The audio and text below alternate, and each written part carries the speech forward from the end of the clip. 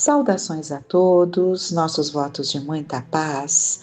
Sejam todos muito bem-vindos a mais um sábado em que buscaremos ensinamentos de Jesus através de suas parábolas, dos seus ensinos, dessa preciosidade que ele nos trouxe com a Boa Nova, com a sua doutrina abençoada, que é a doutrina do amor. São os ensinamentos desse mestre, que é o nosso guia, que é o nosso modelo, que é o nosso pastor, de quem não devemos nos afastar, e para mantermos uma conexão com o nosso mestre, que nos levará a situações mais felizes, dentro daquele estado de alma que nos traz um conforto, um bem-estar, uma confiança, mas só se alcança isso buscando esse caminho. Palmilhado, ensinado por ele, que nos leva a esse estado futuro, longínquo, sem dúvida, mas é um caminho a ser buscado, a ser perseguido, que é o que ele nos ensinou para chegarmos a Deus, nosso Pai Criador, através dele. E Amélia Rodrigues nos traz no livro Vivendo com Jesus um belíssimo capítulo em que ela intitula Corpo e Sangue. A herança perversa, diz ela, da ancestralidade evolutiva pela qual o princípio inteligente transformou-se em espírito ao longo dos milhares de séculos, tornou-se-lhe marca poderosa nos recessos do ser, que ainda sofre as injunções do primarismo, em detrimento das sublimes possibilidades da espiritualização. O que ela está colocando aqui é que nós trazemos uma herança perversa, ancestral, neste caminho em que o princípio inteligente foi se transformando até chegar em espírito. Isso ao longo, como ela nos diz e como nos é ensinado, ao longo dos milhares de séculos. Então, essa marca poderosa nós trazemos no recesso do nosso ser, em que, infelizmente, ainda nos deixamos levar pelo primarismo natural no processo evolutivo do espírito. É natural que neste caminho, lá atrás, na nossa infância, agíssemos dentro desse primarismo que seria ser norteado apenas pelos instintos naturais e necessários até mesmo nesse nosso quadro evolutivo. Mas a questão é, quando nós nos mantemos ainda presos a esses instintos primários, sendo que, pelo processo evolutivo que se dá no decorrer do tempo, em que já lidamos com a razão há muito tempo, e ainda estarmos tão presos a reações dentro do instinto, a buscas dentro do instinto. O que seria um instinto? O instinto é a satisfação das nossas necessidades físicas corporais, onde ainda não existiria o sentimento. Mas nós já lidamos com o sentimento, sabemos disso. Temos momentos de intensa ternura, então lidamos com sentimentos. E por que ainda o instinto fala tão alto? É por conta dessa herança, mas é uma herança que nós já deveríamos ter transformado. E ela continua. As fixações do instinto, lentamente diluídas pelas claridades da razão. E André Luiz nos afirma num dos livros que o homem lida com a razão há 40 mil anos. Então, as fixações do instinto, lentamente diluídas pelas claridades da razão, vêm trabalhando os metais dos impulsos automatistas, de modo que as dúlcidas vibrações do sentimento, amparado na lógica e na razão, propiciem a compreensão das novas possibilidades de crescimento interior. As conquistas logradas se examinadas de maneira retrospectiva, apresentam um imenso pego já realizado. Não obstante, muitos outros audaciosos esforços ainda devem ser envidados, de modo que melhor se capacite para as inenarráveis conquistas do porvir.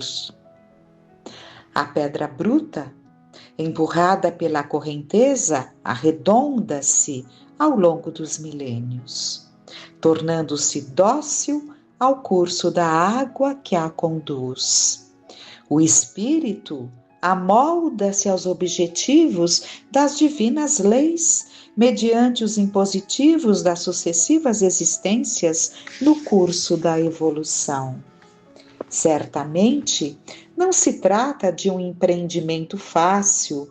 No entanto, nada é simples quando se trata dos valores imperecíveis que devem ser conquistados e vivenciados na sua plenitude.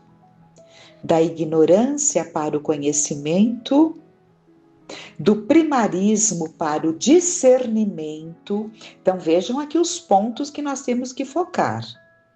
O conhecimento, porque fomos criados por Deus simples e ignorantes no sentido de sem conhecimento, com a possibilidade de ir galgando esses patamares que abrem a nossa compreensão, o nosso conhecimento, a intelectualização, né? Mas, ao mesmo tempo, também trabalhando o primarismo para o discernimento, que vai fazendo com que aprendamos a discernir pela razão, pela lógica, vamos aprendendo até mesmo antes do sentimento de religiosidade, embora ele seja nato em cada um de nós, porque a nossa criação é divina. Então, trazemos esse sentimento, muitas vezes tão abafado, por camadas e camadas de egoísmo, vamos deixando essa nossa essência que é divina abafada. Mas é preciso que se abra, né? É preciso que se crie um caminho, que se dilua essas camadas que nos impedem desse discernimento.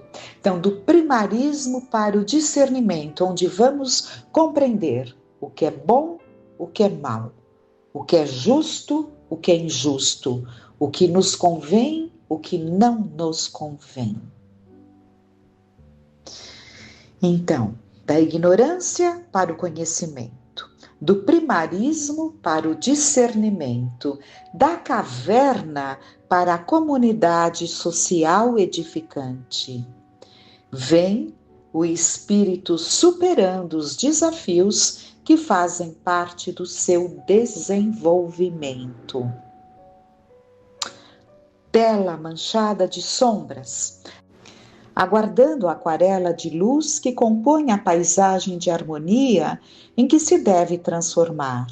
Depura-se a pouco e pouco, incessantemente, enquanto novos contornos e conjuntos surgem do caos.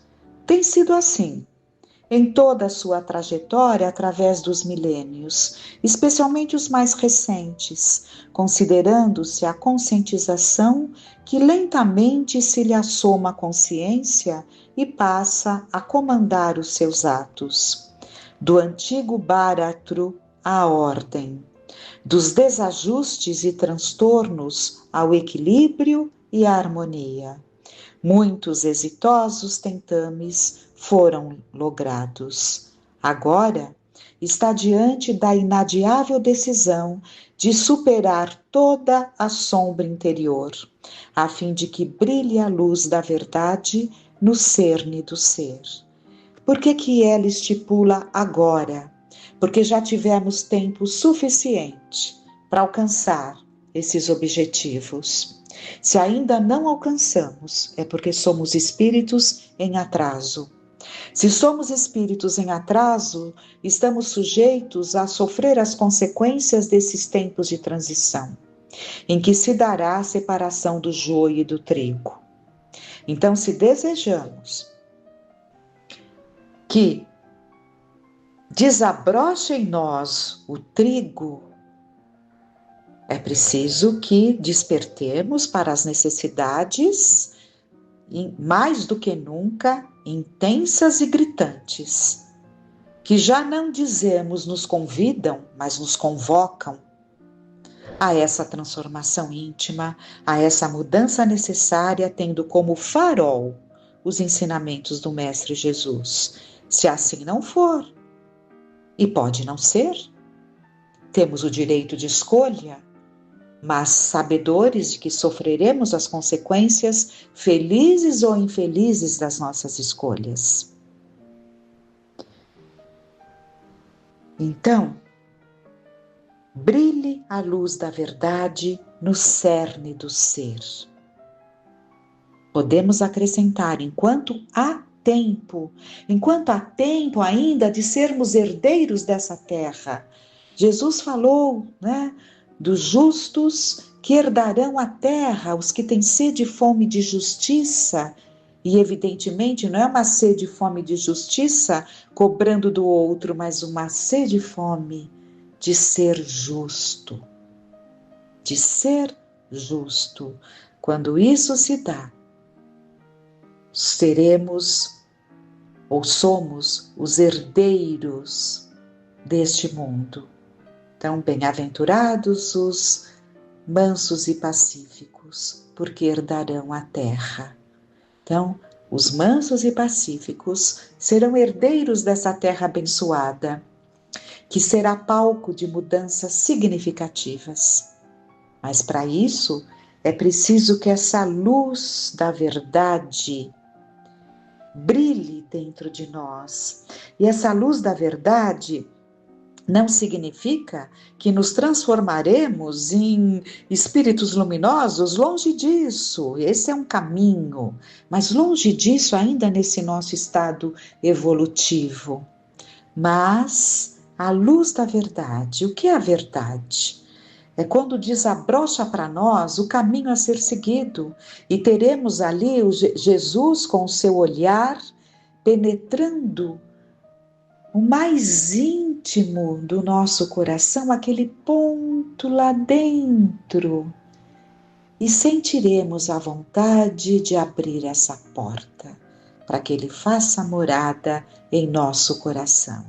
Isso é a implantação do reino de Deus nos corações. Não é espaço, não é região, a região dos bons, a região dos maus. É o coração. É permitir que Ele adentre o nosso coração, que as nossas atitudes sejam pautadas naquilo que Ele nos ensinou. Então, quando chegarmos ao ponto de pensarmos, vou fazer isso, será que está dentro do ensinamento do Mestre? Será que é isso que ele faria? Quando nós chegarmos nesse ponto, abençoado seja, porque teremos ali essa ajuda imensa que virá dessa vontade do acerto. Longe ainda da santidade, mas tendo a luz da verdade brilhado para nós. Continuando. Dispondo dos imprescindíveis recursos para a ação libertadora, ainda sofre o cerco dos hábitos doentios, as incertezas defluentes da comodidade,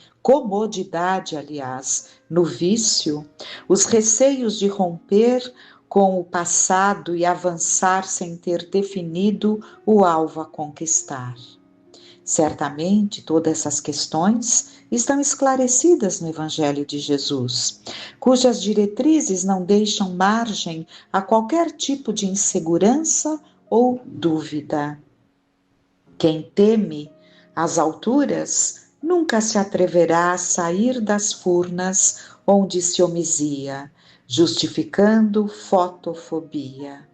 Então, quem teme as alturas nunca se atreverá a sair das furnas onde se homizia, justificando fotofobia. Quantos espíritos não se apresentam nas comunicações, nas sessões mediúnicas, muito incomodados com a luz, porque temem a luz. Para nós que estamos ali, tentando buscar ali esse entendimento, pode soar como algo estranho, mas não é estranho. Por quê? Quem teme a luz? Aquele que não se sente bem naquele ambiente porque está acostumado, se omisia, ou seja, se sente cúmplice, se sente bem no ambiente das furnas, no ambiente das trevas. Então não vai se sentir bem no ambiente em que tudo se ilumina no convite ao bem. E por que temem tanto? Por quê? Porque o natural seria pensar: vou me adaptar aos poucos a essa luz que ainda me cega, mas vou aos poucos sentindo e me entregando para viver tempos melhores. Mas não, o nosso orgulho ainda é tal que estar num ambiente em que nos sentiremos desnudos, porque reinamos nas trevas, somos aplaudidos nas trevas. Mas quando nos vemos ali no ambiente em que aquela luz fará com que nós mesmos olhemos para nós e fiquemos chocados com o que fizemos de nós mesmos, não desejamos. Melhor fugir, melhor não aceitar a oferta da ajuda. E é o que muitos ainda fazem, nem todos se rendem ao convite amoroso da mudança, do perdão, da compreensão. Muitos ainda preferem enganar-se, porque ainda se sentem, entre aspas, felizes, digamos assim, como eles dizem, dominando as mentes incautas, dominando as mentes imprudentes, dominando as mentes que se mantêm na ignorância e se deixam manipular. Então, o desejo de estar no comando é muito grande, mesmo que seja num reino inglório, mas que na sua fantasia se sente um soberano. Quem teme as alturas, repetindo, nunca se atreverá a sair das furnas onde se omisia, justificando fotofobia. É inadiável avançar. Então, os convites para que entendamos que não há mais tempo. É inadiável avançar. Romper o casulo retentivo para poder voar. Deixar-se conduzir pelas brisas suaves da felicidade que convidam à libertação. Enquanto permanecerem os temores injustificáveis, os interesses mesquinhos, a oportunidade da plenitude se transfere para mais tarde, mais além. Então, enquanto tivermos medo dessa mudança, enquanto nos apegarmos a interesses que são tão mesquinhos que um dia vamos ficar chocados com as nossas escolhas, das coisas tão pequenas que valorizamos e que nos impedem um passo mais forte, mais decisivo, mais confiante para a frente, para o alto, porque ainda nos prendemos. A oportunidade da plenitude, se for assim, se transfere para mais tarde, mais além. É sempre o depois, o depois, o depois. Chegavam os momentos definidores da Boa Nova. Então, é o tempo em que Jesus se fez presente. Para esse fim, ele viera e tentara preparar os seus da melhor forma possível. Servira-lhes o bastão de segurança nas horas de tibieza moral e de desfalecimento. Alimentara-os de vida abundante em todos os momentos. Demonstrara a sua intimidade com Deus. Ensinara pelo exemplo, superando os padrões estabelecidos. Enfrentar os labirintos do coração e os porões sombrios dos seres humanos com a mesma altivez e coragem.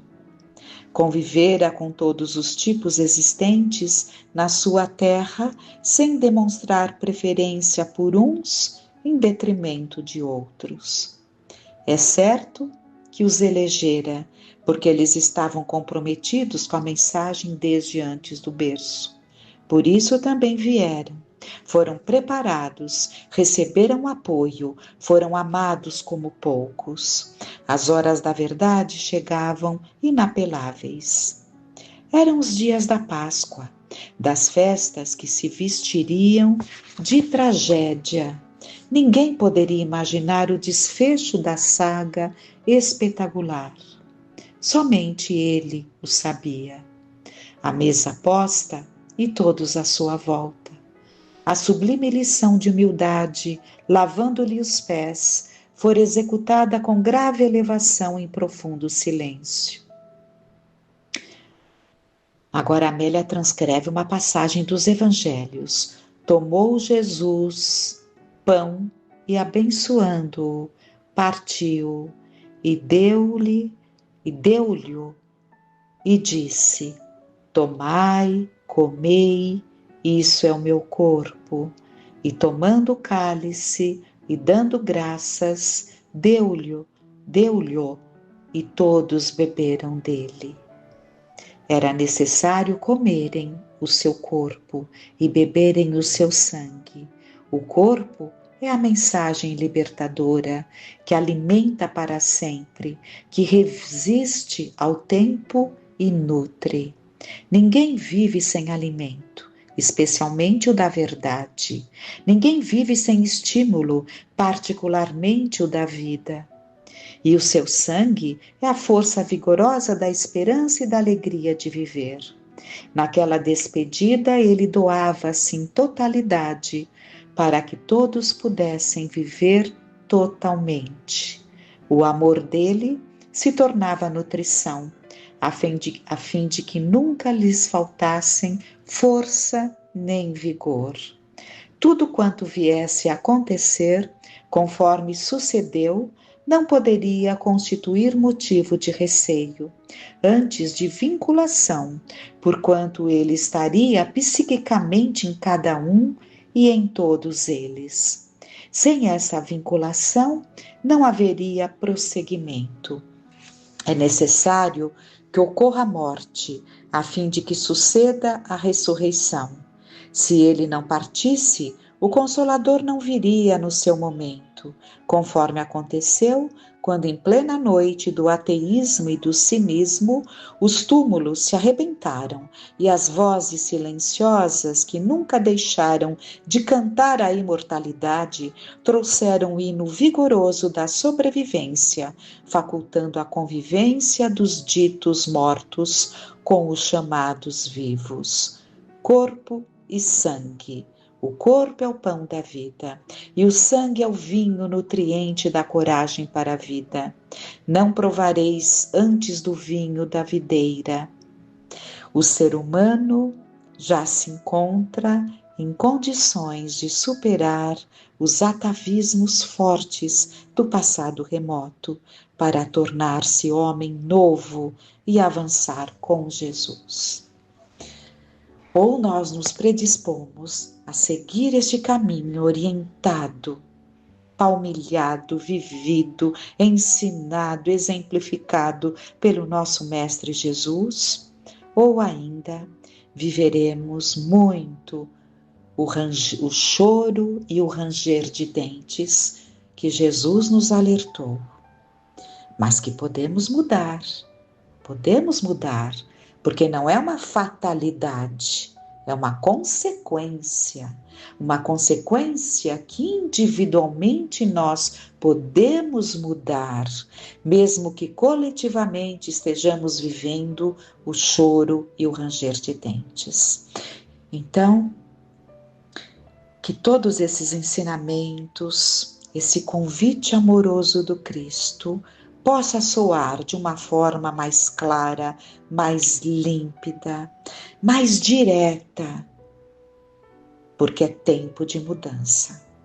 E não se muda com facilidade, porque mudar significa mexer lá nos refolhos da nossa alma, mudando formas de compreender, formas de ser, formas de nos comportar, agir, formas de no convívio com o outro, é mudar muita coisa. Mas é preciso sair desse casulo do homem velho que nos prende com tantas amarras a este egoísmo, a esse orgulho, e permitir que nasça em nós o homem novo. Essa é a proposta do cristianismo redivivo, pelo Consolador prometido, que é fazer com que aquilo que nós não conseguimos com a presença de Jesus, possamos agora, embora tardiamente, conseguirmos compreender essa mensagem renovadora de amor, de plenitude, de profunda modificação do nosso eu, fazendo com que surja em nós o nosso self, que ele possa ser a predominância em nós mesmos, a nossa essência. Que Deus, na sua infinita misericórdia e bondade, Jesus, nosso Mestre, nos envolva em bênçãos de luz e paz.